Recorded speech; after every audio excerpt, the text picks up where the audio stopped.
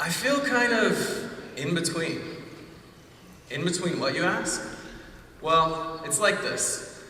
Like a lot of kids, my parents made me go to church. But I had a great time and I made a lot of friends. And when I was about 10 or so, I accepted Jesus into my heart. No, I wasn't too young. I knew exactly what I was doing. Well, not exactly. But I knew that I had sinned. You know, lied, disobeyed. Nothing really terrible. But enough to know that I needed help. I'd learned from my Sunday school teacher that Jesus died for my sins. So I asked him to forgive me of what I had done wrong. Come into my life and make me a brand new person. Well, as new as a 10-year-old can be. I didn't know what it meant, but I knew I was different. I was happy. For a while. Then my parents got a divorce. What a mess. I was switching schools, my grades went down, I got in fights, I was bouncing back and forth between one home and then another, and neither one of them was normal. I felt like a human tennis ball, one side, then the other, and everyone was always arguing. You know, I'd go to bed at night, and I'd pray. Jesus, make me happy again. You know, it's funny, I always knew that he heard my prayers.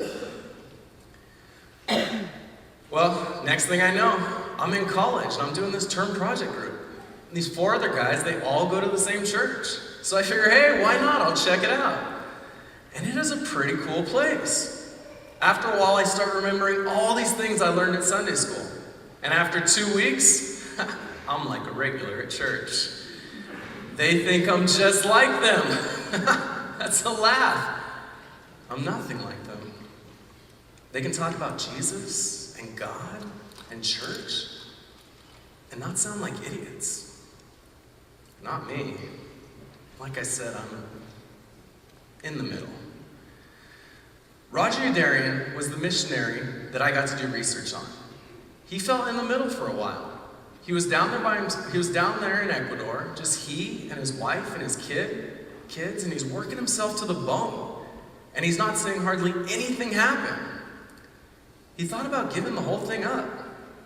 Isn't that strange? I always think of these guys as saints, you know, working hard, major success. But he did some major griping to God. But his faith never wavered. And God led him to new work with Ed, Nate, Pete, and Jim. What a tough choice to make. You know, I look at my friends, and they're all living for God, and I'm not.